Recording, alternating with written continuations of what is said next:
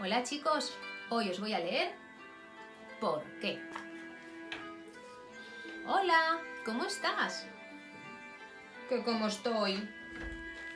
Ayer por la mañana se me cayó un diente. Oh, vaya, lo siento.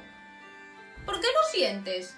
Anoche dejé el diente en una cajita y ha venido el ratoncito Pérez y me ha dejado una moneda de oro. Ah, pues me alegro. ¿Te alegras por qué?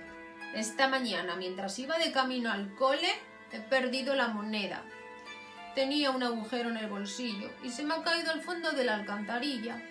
Ay, pues lo siento. ¿Lo sientes por qué? Al intentar rescatarla con un imán atado a una cuerda, he sacado 3 monedas más que no sé ni de quién eran. Ay, pues me alegro mucho. ¿Te alegras por qué? Si cuando ya las tenía en la mano, ha venido el hurón ladrón y me las ha llevado. Ay, vaya, lo siento. ¿Lo sientes por qué? Pasaba por allí un policía y ha atrapado al hurón ladrón. Está en la cárcel. Ha descubierto que era un ladrón famosísimo y como recompensa me ha dado un caramelo. Pues me alegro, ¿eh? ¿Te alegras por qué? El caramelo era del único sabor que a mí no me gusta de fresa. Vaya, pues cómo lo siento, ¿eh? Lo sientes. ¿Por qué? Se lo he cambiado al búho, porque a él le encantan los de fresa. Y a cambio me ha dado 2 de café con leche, que es mi sabor preferido. Ay, pues me alegro.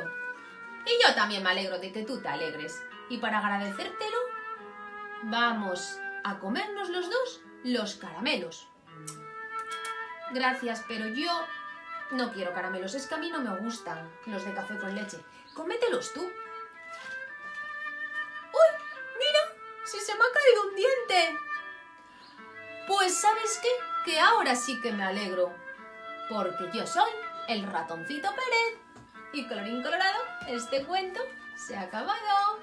Hasta otra, chicos.